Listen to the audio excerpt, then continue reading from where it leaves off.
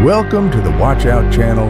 I'm the Haunting Hour 17, passionate about a classic, hinting at a specific time for paranormal activity and content. The video I will share is from the uploader Goosebumps Top 5, the video.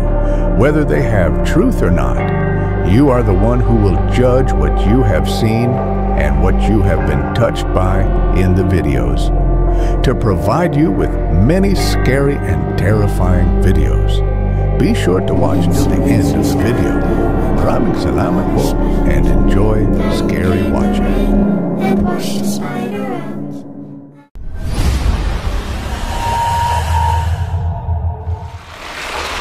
Spectre Visit.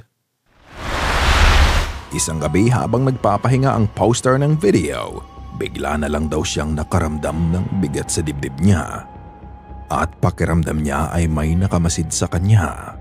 Kaya inilabas niya ang kanyang camera at nagsimulang kumuha ng video.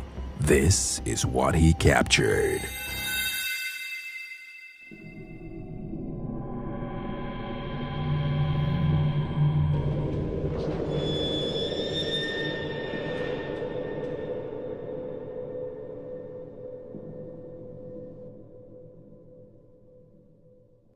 Isang maitim at mist-like entity ang makikita mong lumabas galing sa kwarto. It has a fluid movement and it glides out from the room. Ayon sa nag-post, habang nire-record niya to, wala siyang kakaibang napansin sa camera, ngunit nang reviewin niya ang video, dito lang niya nakita ang dark apparition. Compelling ang videong nakuna niya dahil naaapektuhan nito ang ilaw sa paligid niya na parang nag-a-adjust ang focus ng camera sa pagdaan nito. Hati ang opinyon ng mga tao dito, pero ano sa tingin niyo mga ka-Goosebumps? Is it real or is it just an elaborate hoax? Nasa iyo ang pagpapasya. Room 311. Ang videong mapapanood nyo ay posted sa YouTube 18 taon na ang nakalipas. Ito ay kuha sa University of Santo Tomas, but unfortunately walang masyadong context tungkol sa video na to. Ang alam lang natin, nagve-video lang ang isang estudyante isang gabi sa loob ng bakanting kwarto nang bigla na lang siyang may nahagip sa camera niya. Ito ang kanyang nakunan.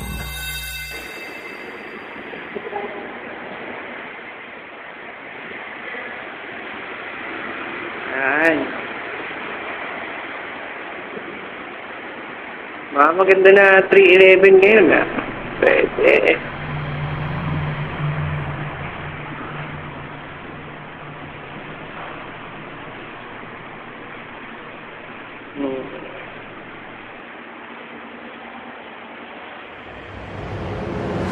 Ay, ina. Ay, shit. Ay. Hindi na natin maikakaila na hindi talaga ganun kalinaw ang video dahil matagal nang nakunan to. Ganun pa man, makikita mo sa video na merong hospital bed sa loob ng kwarto at maaaring pinaganda to. Dahil na din sa komento ng nagvi-video. Ngunit nang iikot niya ang camera, isang nakakakilabot na figura pala ang mahahagip niya.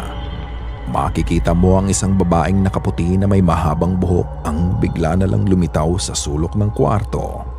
Hindi niya ito agad nakita, ngunit nang mapagtanto niya ang kanyang nahagip sa video, muli niyang itinutok ang camera sa sulok ngunit bigla na lang naglaho ang babae dito. Ayon sa nag-post, ito daw ang UST Hospital White Lady. Naniniwala ka ba na nakunan niya ang pagpapakita ng White Lady sa universidad na to? Ikaw, ano ang nakakatakot na kwento sa eskwelahan mo? The Walk Home. Pansamantalang nagtatrabaho ang babaeng mapapanood nyo sa Thailand bilang tagapagpangalaga ng mga elepante. She likes animals and she loves taking care of them. Isang gabi, matapos ang kanyang trabaho, naglalakad siya pa uwi nang bigla na lang siyang sinabayan ng asong kalye. Natuwa siya kaya binidyohan niya ang aso na naglalakad sa likod niya. Ngunit nang makabalik siya sa Sweden, pinanood niyang muli ang video. Dito lang niya nalaman na hindi lang pala aso ang nakasunod sa kanya. visste inte att det var det. Ingen kunde... Ja, ingen kom på Vi er. hade ju fått slut på skolan. Det hade du ju redan. Makikita mo ang babae na kinukunan lang ang aso sa likod niya. But what she didn't notice at that time, she was also being followed by a cloaked figure. Naglalakad lang ito ng dahan-dahan katabi ng asong nakasunod sa kanya. Is it something paranormal? Or is it someone trying to scare her at that time? Hati ang opinyon ng mga nakapanood nito. Pero regardless kung multo nga ito o tao lang na gusto siyang takutin, what she captured that night is nothing short of terrifying. Some even say that the dog was trying to protect her from that someone or something. But what do you think? Ikaw na ang bahalang humusga. Road incident. Ang actual 911 call na maririnig nyo ay Please subscribe, like, and press the notification bell. Maraming salamat po and enjoy scary watching. nangyari nito lang August 31, lagpas alas 11 ng gabi. Isang 911 dispatcher mula sa Pender County, North Carolina ang nakatanggap ng tawag mula sa isang distressed caller. Ang sabi ng lalaki sa linya nung una, may nakita siyang lalaking duguan sa gilid ng daan na nakasuot ng garb katulad ng sa Civil War military at ito ay may sugat sa ulo. While giving report, the call took a terrifying turn. Matapos mong marinig ang malakas na pagbangag sa kanyang sasakyan, pinipilit ng distressed caller na merong sumakay sa sasakyan niya. He elaborates that the entity was not human at kung ano man yun, kinakalmot nito ang bubong ng kanyang pickup truck. Nagawa lang niyang maalis ang mysterious being sa sasakyan niya nang biglaan niyang tapakan ang preno. Tumilapon ito at bigla na lang din itong naglaho sa gitna ng daan. Pakinggan.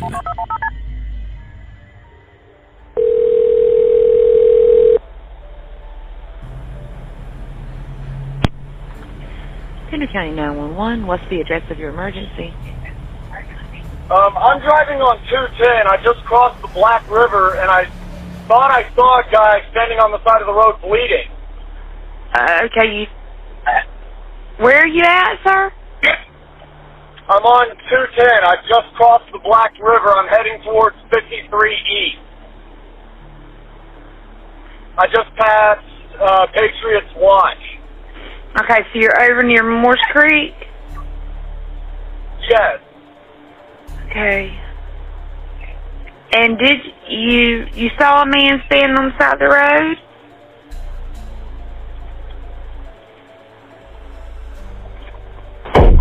What the? What was that, sir? That's not human! That's not human! Sir, are you okay, sir?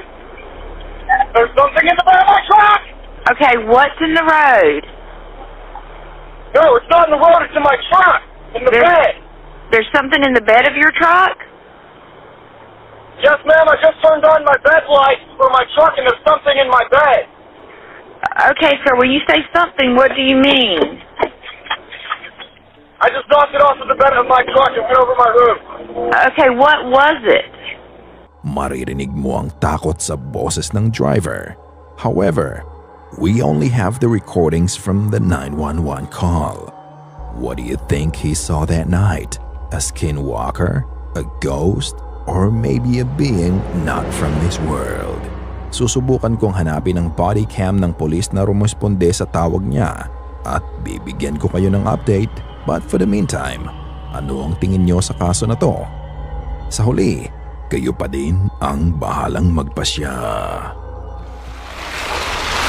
Moving Day. Naglilipat na ang magkasintahan sa bago nilang bahay. Bukod sa kanilang dalawa, tinulungan sila ng isang kaibigan sa paghahakot. Matapos nilang mailagay ang lahat ng gamit at mga kahon sa loob ng bahay, nagpahinga muna sila sandali para kumain. Makikita mo din ang pagod sa mukha ng babae.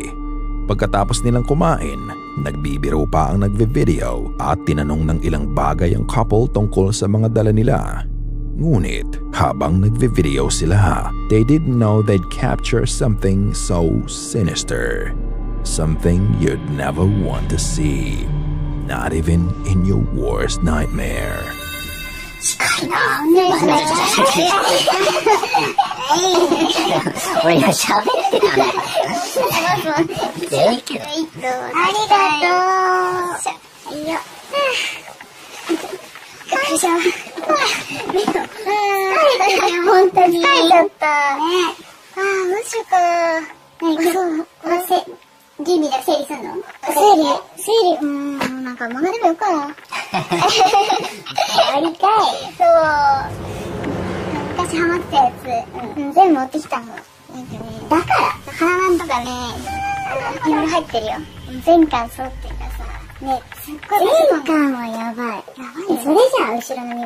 Nakita mo ba yun? Habang ini-interview ang babae ng kaibigan niya, sa kanang bahagi ng video, sa ilalim ng kahon, hindi nila napansin na meron na pala silang ibang kasama. Panooring muli ang nangyari.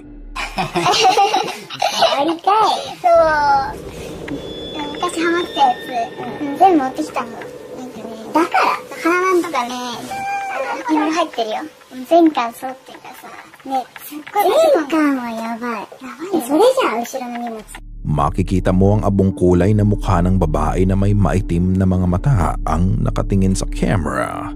Wala kang makikitang expression sa mukha nito, making its presence even more intense. Wait a minute. I noticed that 60% of our viewers have not yet subscribed to our channel. So subscribe now for our new videos that are coming soon, and I will upload them for you every day. So be sure to subscribe and hit the bell icon to stay updated. Be sure to watch till the end of the video. Maraming salamat po and enjoy scary watching. Intensifying, making the entity seem far more terrifying and eerie. Bahagya itong nawala sa frame ng video, ngunit pagbalik ng camera dito, ang imahe ng babae ay tila nawala na din. Ano kaya ang nararamdaman ng couple matapos nilang makita ang entity na nasa likod lang nila? Eto ba ay residente na sa bahay bago pa sila lumipat dito?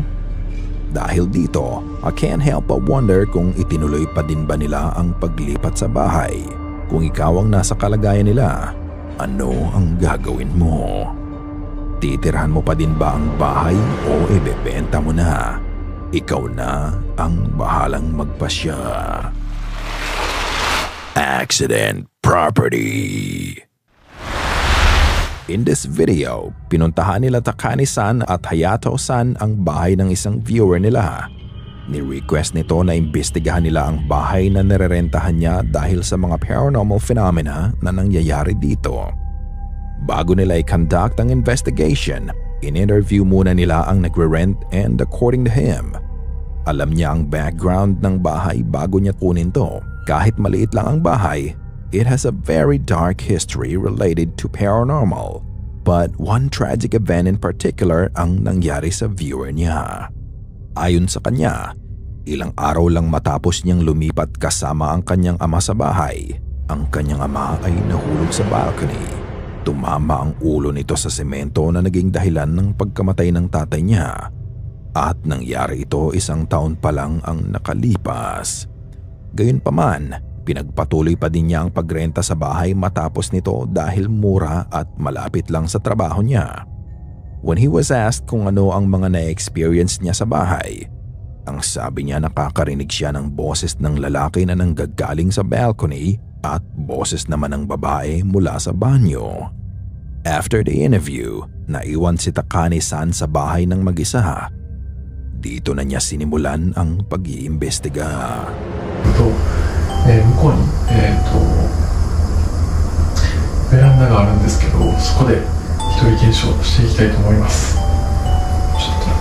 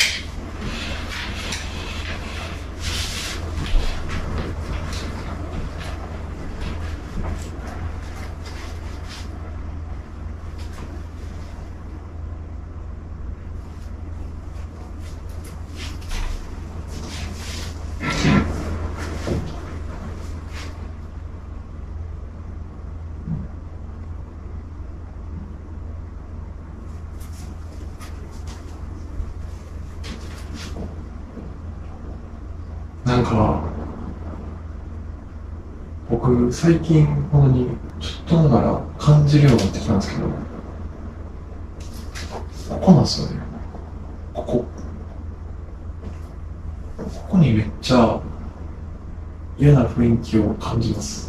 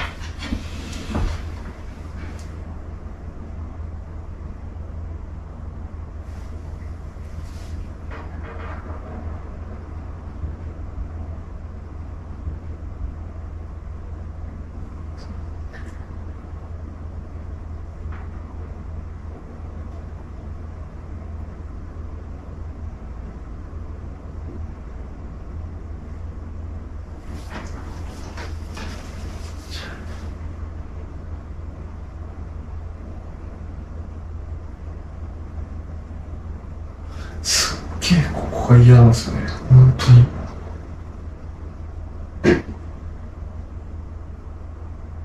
ちょっとラップ音に関しては無視します。ほぼなんか一択です。Please subscribe, like, and press the notification bell. Maraming salamat po and enjoy scary watching. Mula pa lang ng investigasyon, nakarinig agad siya ng mga pagkalabog na nanggagaling sa loob ng bahay. Bukod sa ingay, isang lugar sa bahay ang mabigat ang pakiramdam ni Takane. Ito ay ang sulok sa kwarto sa sala. Gayunpaman, ipinagpatuloy lang niya ang investigasyon. This time, nagpunta siya sa banyo para tignan kung madidinig niya ang boses ng babae dito. Ito ang nangyari.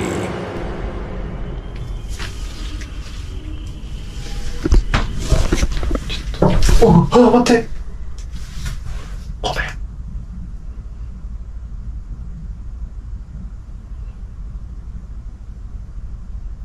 Just as he closed the bathroom door, isang katok agad ang narinig niya. Pero hindi papatinag si Katane dahil gusto niyang bigyan ng sagot ang viewer niya. Pinatay niya ang ilaw sa banyo at nagpatuloy na nakiramdam sa paligid niya.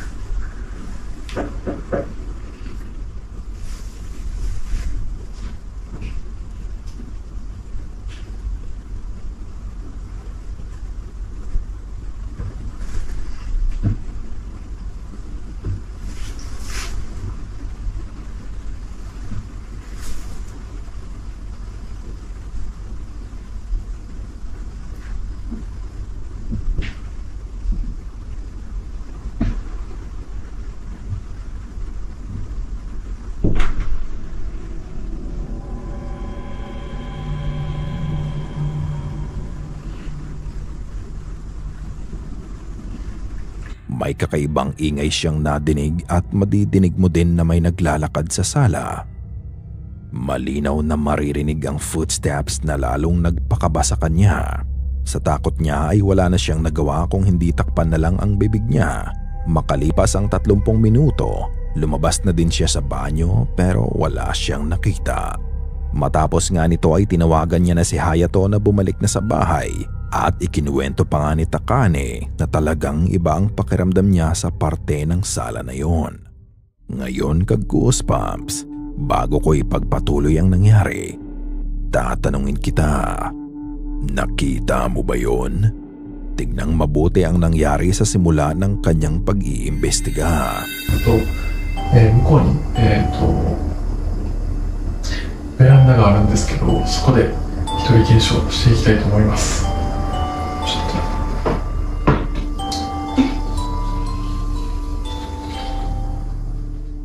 Sa parte ng sala kung saan iba talaga ang nararamdaman niya, sumilip sa kanya ang mukha ng isang lalaki. Madilim at kulay abo din ang kulay nito.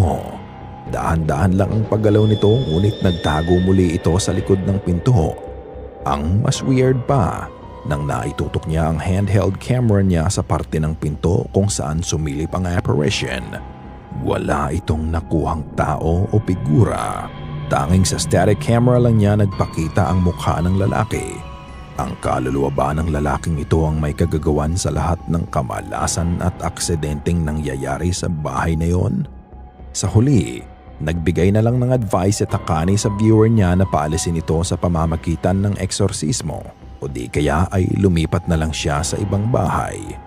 Wala nang naging update pa tungkol dito, pero ikaw ka-goosebumps, kakayanin mo bang manirahan sa bahay na to? Ito ba ay totoong multo o gawa-gawa lamang? Katulad ng dati, iiwan ko sa inyo ang desisyon.